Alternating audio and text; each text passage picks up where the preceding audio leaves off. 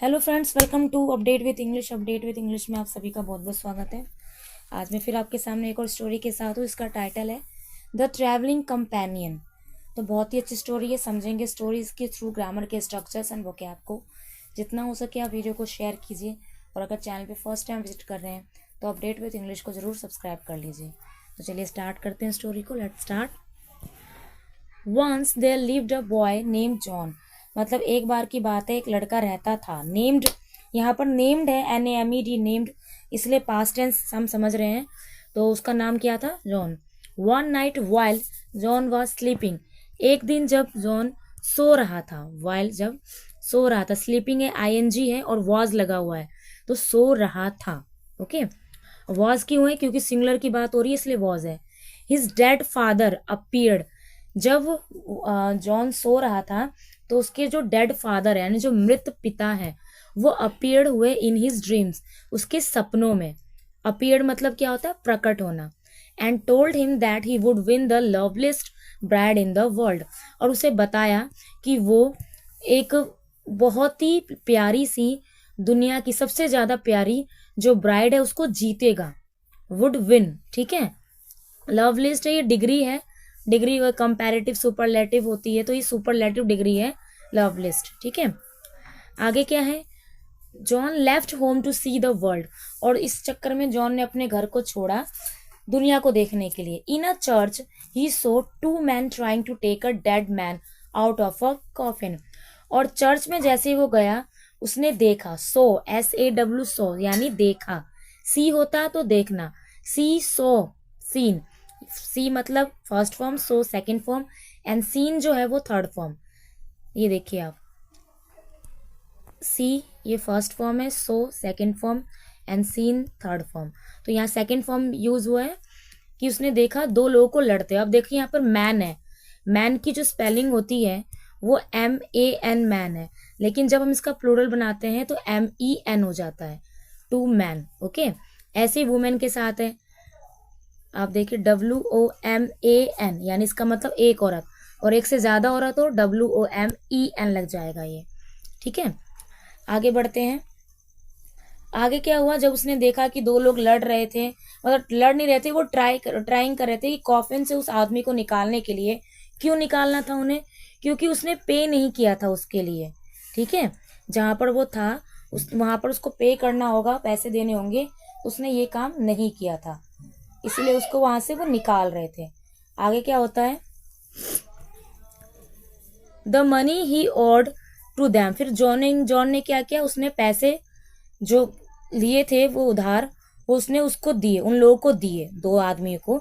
John paid the $50 the man and had borrowed and asked them to let the man rest in piece.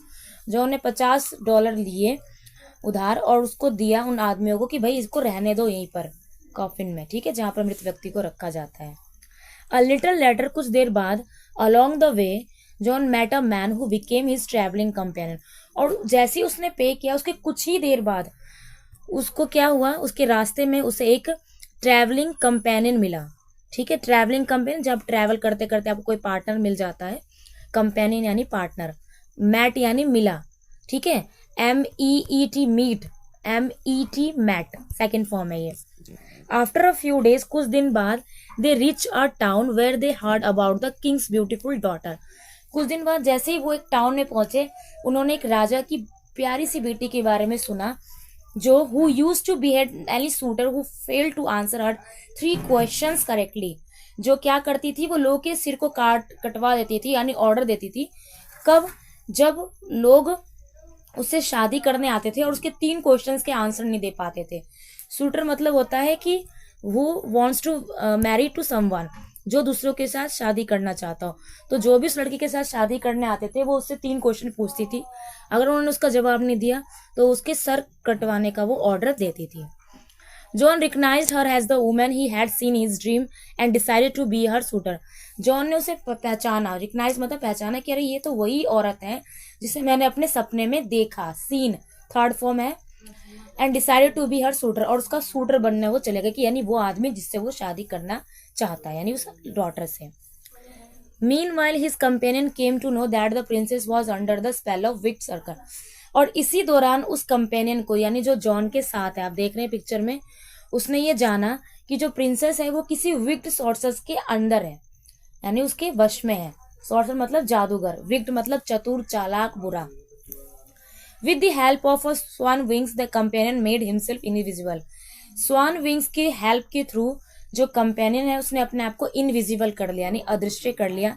And went to the princess, और princess के पास गया। He overheard the questions and answer the sorcerer told the princess to ask. उसने फिर वो questions को सुना जो सॉर्सर्स कह रहा था प्रिंसेस से कि ये तुम ये पूछना, ठीक है। Then he beat up the sorcerer and beheaded him with his sword. और उसने उसके बाद सॉर्सर को मार दिया और उसके सिर को उड़ा दिया तलवार से। He went to the John, फिर उसके बाद वो जॉन के पास गया and told him all the correct answer. और जो भी क्वेश्चंस उस सॉर्सर्स ने, जादूगर ने बताए थे प्रिंसेस को, वो सारे क्वेश्चंस के आंसर उसने जॉन को बताए। The next day John gave the correct answers to the princess questions and freed her from the sorcerer's spell. और अगले दिन जो है जॉन ने वो सारे सवालों के सही जवाब दिए और जो डॉटर है यानी प्रिंसेस है उसको उसने आज़ाद कर दिया, ठीक है। और फिर उन्होंने क्या कर दिया, देवर मैरिड एंड लिव्ड हैप्पीली। फिर उन्होंने शादी कर ली और वो हैप्पीली रहने लगे हमेशा के लिए। इन द मीन टाइम, इसी दौरान, the travelling companion revealed himself as a dead man in the coffin. और इसी दौरान जो है ट्रैवलिंग कंपेनियन ने खुलासा किया, रिवील्ड मतलब खुलासा किया, कि वो उसी कॉफिन में लेटा हुआ वो डेड पर्सन था जिसकी हेल्प जॉन ने की थी। That was how he showed his gratitude to John.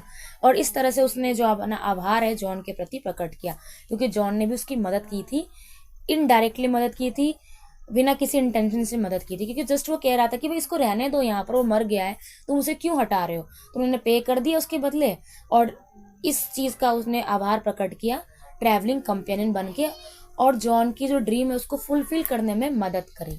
So this is the story. Story बहुत अच्छी थी, आई होप आपको समझ में आई। चलिए वो कैप की तरफ बढ़ते हैं। रिवील मतलब होता है खुलासा करना, ठीक है। आगे हम बढ़े। इनविजिबल यानी अदृश्य, सॉर्सर यानी जादूगर, कंपेनियन यानी पार्टनर, रिकग्नाइज्ड मतलब होता है पहचान, बीहेड मतलब सर को कलम कर देना, सूटर यानी जो शादी करना चाहता है, बोरोड उधार लेना, ठीक है।